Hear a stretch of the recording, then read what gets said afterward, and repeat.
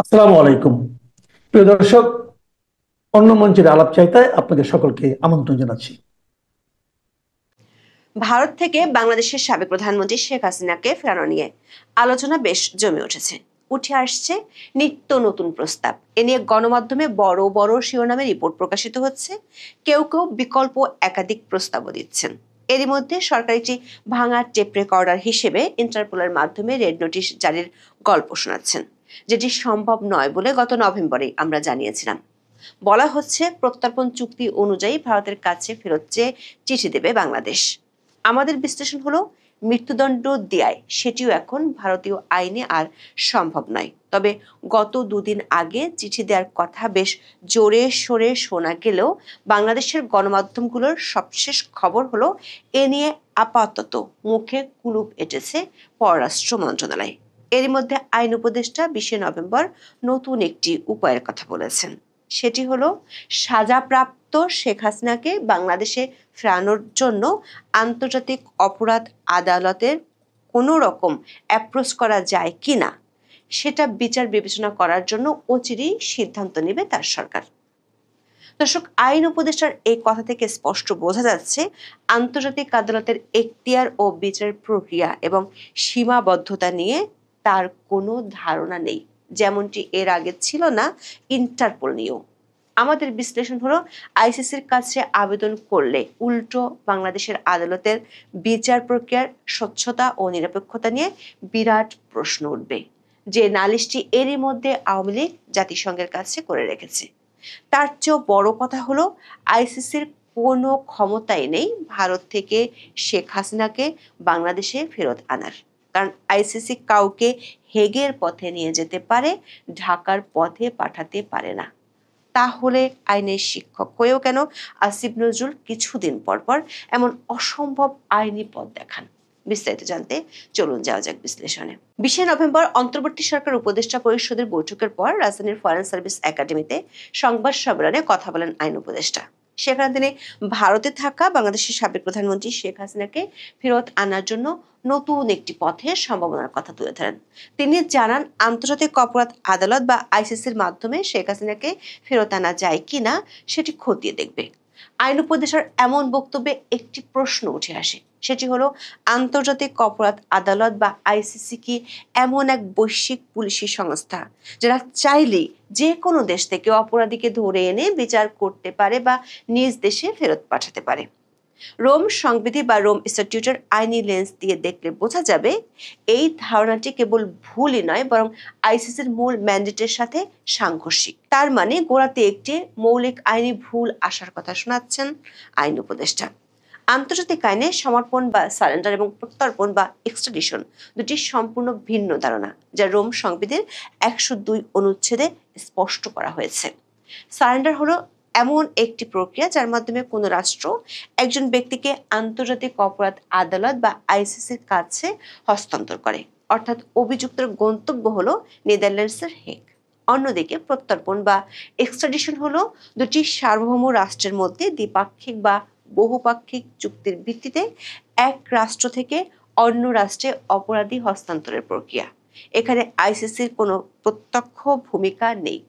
Rome সংবিধির 89 অনুচ্ছেদ অনুযায়ী ICC কোনো ব্যক্তির গ্রেপ্তার বা সমর্পণের জন্য রাষ্ট্রগুলোর কাছে অনুরোধ জানাতে পারে, কিন্তু এই অনুরোধের উদ্দেশ্য হলো সেই ব্যক্তিকে আইসিসির নিজস্ব ডিটেনশন সেন্টারে নিয়ে আসা এবং আইসিসির বিচারকদের সামনে বিচার করা। রোম সংবিধির কোথাও এমন কোনো বিধান নেই যা আইসিসিকে ক্ষমতা দেয় কোনো ব্যক্তিকে এক দেশ থেকে অন্য দেশে পাঠানোর নির্দেশ দেওয়ার।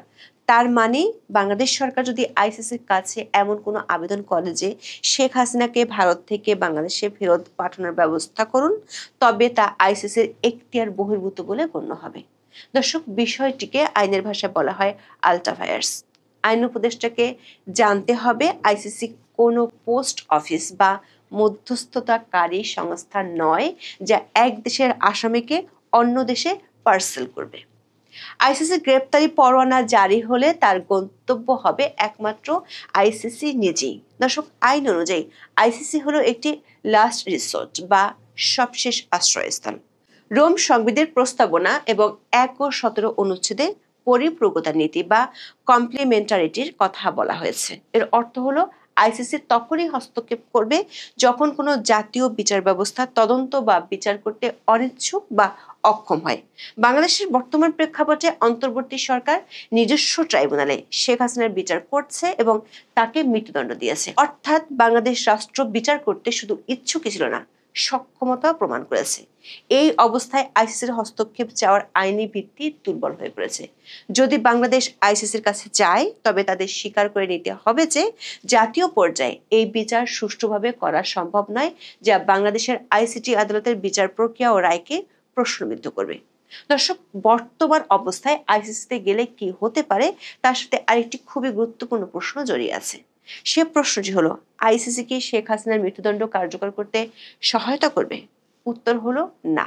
শুধু নাই নয়, একটি বড় না। রোম সংবিধির ৭৭ অনুচ্ছেদ অনুযায়ী আইসিসি সর্বোচ্চ যে শাস্তি প্রদান করতে পারে তা হলো ৩০ বছরের কারাদণ্ড অথবা অপরাধের তীব্রতা বিবেচনা করে যাবজ্জীবন কারাদণ্ড।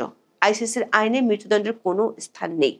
এর পেছনের কারণ হলো আইসিসির অন্যতম প্রধান পৃষ্ঠপোষক ইউরোপীয় ইউনিয়ন এবং মানবাধিকার সংগঠনগুলোর মৃত্যুদণ্ড বিরোধী কঠোর অবস্থান। এখানেই তৈরি হয় এক বিশাল আইনি প্যারাডক্স বা কূটাভাস। যদি বাংলাদেশ সরকার শেখ হাসিনাকে ফেরানোর জন্য আইসিসির দ্বারস্থ হয় এবং তর্কের খাতিরে ধরে নিলাম আইসিসি শেখ হাসিনাকে গ্রেপ্তার করে নিজেদের হেফাজতে নিল, তাহলে শেখ হাসিনা কার্যত মৃত্যুদণ্ড থেকে বেঁচে যাবেন।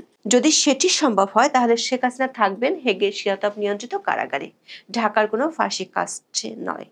আন্তর্জাতিক আইনে এই পরিস্থিতিকে বলা হয় ফোরাম শপিং, যেখানে আসামিরা অনেক সময় মৃত্যুদণ্ড এড়াতে আন্তর্জাতিক আদালতের বিচার প্রার্থনা করে।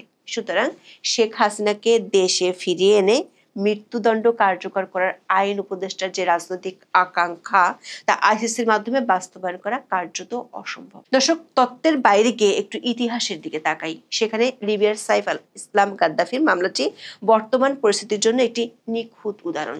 মুয়াম্মার গাদ্দাফির পতনের পর তার পুত্র সাইফ আল ইসলামকে লিবিয়ার আদালত মৃত্যুদণ্ড দেয়, কিন্তু আইসিসিও তার বিরুদ্ধে মানবতার বিরুদ্ধে অপরাধের জন্য পরোয়ানা জারি করেছিল। লিবিয়া সরকার আইসিসিকে চ্যালেঞ্জ করে বলে তারা সাইফের বিচার করতে সক্ষম এবং তাকে লিবিয়ায় মৃত্যুদণ্ড দেওয়া হবে। আইসিসি লিবিয়ার এই দাবি প্রত্যাখ্যান করেছিল। আইসিসি এবং মানবাধিকার সংস্থাগুলো লিবিয়ার মৃত্যুদণ্ডের রায়ের তীব্র বিরোধিতা করেছিল এবং তাকে হেগে নিয়ে আসার জন্য চাপ প্রয়োগ করেছিল। এই নজির থেকে এটি স্পষ্ট যে আইসিসি কোনো জাতীয় আদালতের মৃত্যুদণ্ড কার্যকর করার সহায়ক শক্তি হিসেবে কাজ করে না, বরং অনেক ক্ষেত্রে এটি জাতীয় আদালতের মৃত্যুদণ্ড রায়ের প্রতিবন্ধক হিসেবে আবির্ভূত হয়। দর্শক, আরও একটি কারণে আইসিসিতে আবেদন করেও কোনো লাভ হবে না।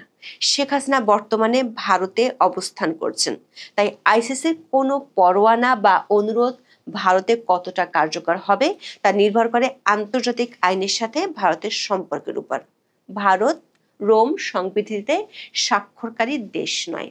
ভারত, চীন, রাশিয়া এবং যুক্তরাষ্ট্রের মতো পরাশক্তিগুলো আইসিসির সদস্যপদ গ্রহণ করেনি। এর অর্থ হলো রোম সংবিধির ৮৬ অনুচ্ছেদ অনুযায়ী কেবল সদস্য রাষ্ট্রগুলোই আইসিসির অনুরোধে সহযোগিতা করতে বাধ্য। যেহেতু ভারত সদস্য নয়, তাই আইসিসির কোনো গ্রেপ্তারি পরোয়ানা বা নোট ভার্বাল ভারতকে আইনিভাবে বাধ্য করতে পারে না। আবার ভারত সরকার সম্পূর্ণ নিজস্ব ইচ্ছায় আইসিসির সাথে সহযোগিতা করতে পারে, কিন্তু ঐতিহাসিকভাবে ভারত আইসিসির এখতিয়ারকে তাদের জাতীয় সার্বভৌমত্বের উপর হস্তক্ষেপ হিসেবে দেখে এসেছে। বিশেষ করে কাশ্মীর বা উত্তর পূর্ব ভারতের সংঘাতময় পরিস্থিতির কারণে ভারত কখনোই এমন কোনো নজির স্থাপন করতে চায় না যা ভবিষ্যতে তাদের নিজস্ব সেনা বা রাজনীতিবিদদের বিরুদ্ধে ব্যবহৃত হতে পারে। আরও একটি কারণ আছে। আইসিসির এখতিয়ার ভারত বা অন্য কোনো অসদস্য রাষ্ট্রের উপর তখনই বর্তাতে পারে যদি জাতিসংঘের নিরাপত্তা পরিষদ কোনো প্রস্তাব পাশের মাধ্যমে মামলাটি আইসিসিতে রেফার করে, যেমনটি সুদানের ওমর আল বশির বা লিবিয়ার ক্ষেত্রে হয়েছিল। কিন্তু বর্তমান ভূ রাজনীতিতে শেখ হাসিনার বিরুদ্ধে এমন কোনো প্রস্তাব নিরাপত্তা পরিষদে পাশ হওয়ার সম্ভাবনা নেই বললেই চলে। ভারতের দীর্ঘদিনের মিত্র রাশিয়া কিংবা আমেরিকা নিরাপত্তা পরিষদের স্থায়ী সদস্য এবং ভেটো ক্ষমতার অধিকারী। ভারত তার কৌশলগত স্বার্থে এবং দুই মিত্রকে ব্যবহার করে সহজে এমন যে কোনো প্রস্তাব আটকে দিতে পারে। তাই আইসিসির মাধ্যমে ভারতকে চাপ দেওয়ার রাস্তাটি কার্যত বন্ধ। দর্শক, আমাদের বিশ্লেষণ হলো আইসিসিতে আবেদনের পথ আওয়ামী লীগই সরকারের জন্য বন্ধ করে দিয়েছে। প্রাপ্ত তথ্য অনুযায়ী আওয়ামী লীগ নেতা আনোয়ার জামান চৌধুরী এবং দলের পক্ষ থেকে লন্ডনের বিখ্যাত law firm Doughty Street Chambers এর আইনজীবীরা আইসিসির প্রসিকিউটরের কাছে রোম সংবিধির 15 অনুচ্ছেদ অনুযায়ী একটি কমিউনিকেশন বা অভিযোগ জমা দিয়ে রেখেছে। এই অভিযোগে মোহাম্মদ ইউনূস সহ 61 জনের বিরুদ্ধে মানবতার বিরুদ্ধে অপরাধের অভিযোগ আনা হয়েছে। তাদের দাবি, 5 থেকে 8 আগস্টের মধ্যে আওয়ামী লীগের নেতাকর্মী, পুলিশ সদস্য এবং সংখ্যালঘুদের উপর যে হামলা হয়েছে তা ছিল একটি পরিকল্পিত গণহত্যা। আবার শেখ হাসিনার যে বাংলাদেশের আদালতে ন্যায় ও নিরপেক্ষ বিচার পাওয়ার সম্ভাবনা নেই, সেই আশঙ্কার কথা জাতিসংঘের কাছে এরই মধ্যে জানিয়ে রেখেছে আওয়ামী লীগ। এমনটি দলটির পক্ষ থেকে জুলাই হত্যাকাণ্ডের বিচার যাতে আইসিসিতে হয় সে আবেদনও করা হয়েছিল। দর্শক, এই মামলাগুলোর বিচার আইসিসিতে রেফার করার জন্য অন্তর্বর্তী সরকারকে পরামর্শ দিয়েছিলেন সরকারের মিত্র হিসেবে পরিচিত ব্রিটিশ আইনজীবী টবি ক্যাডম্যান। কিন্তু সেটি তখন সরকার শুনেনি, ফলে আইন উপদেষ্টা এখন লালনের সেই গান সময় গেলে সাধন হয় না গাওয়া ছাড়া অন্য কোনো উপায় নেই। দর্শক, শেখ হাসিনাকে ফেরত পাঠাতে সবচেয়ে বেশি আলোচিত যে উপায় সেটি হলো প্রত্যর্পণ চুক্তির মাধ্যমে শেখ হাসিনাকে ফেরত দিতে ভারতের কাছে চিঠি দেওয়া। 2013 সালের দ্বিপাক্ষিক এই চুক্তিটি হলো শেখ হাসিনাকে ফেরত আনার একমাত্র বৈধ আইনি হাতিয়ার। তবে এই চুক্তির প্রতিটি লাইনে লুকিয়ে আছে আইনের ফাঁকফোকর, যা ভারতের জন্য শেখ হাসিনাকে ফেরত না দেওয়ার শক্তিশালী যুক্তি তৈরি করতে পারে। প্রত্যর্পণ চুক্তির 6 অনুচ্ছেদে বলা হয়েছে, যদি অপরাধটি রাজনৈতিক চরিত্রের হয় তবে প্রত্যর্পণ অস্বীকার করা যেতে পারে। এমনকি ভারতের প্রত্যর্পণ আইনের 31 ধারাতেও রাজনৈতিক অপরাধের জন্য প্রত্যর্পণ নিষিদ্ধ করা হয়েছে। আবার বাংলাদেশ ভারত চুক্তির 8 নম্বর অনুচ্ছেদে একটি অত্যন্ত শক্তিশালী ভেটো ক্ষমতা দেওয়া হয়েছে। এতে বলা হয়েছে, যদি অনুরোধকারী রাষ্ট্র অভিযোগটি সরল বিশ্বাসে বা ন্যায় বিচারের স্বার্থে না করে থাকে, অথবা যদি প্রত্যর্পণটি অন্যায্য বা নিপীড়নমূলকভাবে মনে হয়, তবে প্রত্যর্পণ প্রত্যাখ্যান করা যেতে পারে। দর্শক, আরও একটি আইনি বাধার কারণে ভারত শেখ হাসিনাকে ফেরত দিবে না। সবচেয়ে বড় এই আইনি বাধাটি লুকিয়ে আছে মৃত্যুদণ্ডের প্রশ্নে। 1962 সালের ভারতীয় প্রত্যর্পণ আইনের 34-এর সি ধারাটি এখানে কাজ করবে। ভারতীয় আইনের এই ধারায় বলা হয়েছে, যদি কোনো পলাতক আসামি এমন কোনো অপরাধ করে যা ভারতে মৃত্যুদণ্ডযোগ্য, কিন্তু সেই আসামিকে এমন কোনো দেশে প্রত্যর্পণ করা হচ্ছে যেখানে মৃত্যুদণ্ড কার্যকর হওয়ার সম্ভাবনা আছে, এবং ভারতের আইনে যদি সেই ক্ষেত্রে মৃত্যুদণ্ড বাধ্যতামূলক না হয়, তবে প্রত্যর্পণ তখনই করা যাবে যদি সেই দেশ এই নিশ্চয়তা দেয় যে আসামিকে মৃত্যুদণ্ড দেয়া হবে না বা মৃত্যুদণ্ড দেওয়া হলেও তা কার্যকর করা হবে না। কানাডা ও ভারতের মধ্যে জাসির সিধু হত্যা মামলায় এই বিষয়টি অত্যন্ত স্পষ্টভাবে উঠে এসেছিল। কিন্তু বাংলাদেশের বর্তমান রাজনৈতিক বাস্তবতার বিপরীতে গিয়ে অন্তর্বর্তীকালীন সরকার কি এমন একটি বিশাল রাজনৈতিক ঝুঁকি নিয়ে মুচলেকা দিতে পারবে? তৃতীয় যে উপায়টি অন্তর্বর্তী সরকার বা প্রশাসনের পক্ষ থেকে ব্যাপকভাবে প্রচার করা হয় সেটি হলো, বাংলাদেশ পুলিশ শেখ হাসিনা সহ পলাতক আসামিদের বিরুদ্ধে ইন্টারপোল রেড নোটিশ জারির প্রক্রিয়া শুরু করেছে। দর্শক, শেখ হাসিনার বিরুদ্ধে ইন্টারপোল কেন রেড নোটিশ জারি করবে না, বিষয়টি এর আগে 2টি ভিডিওতে আমরা পরিষ্কার করেছিলাম।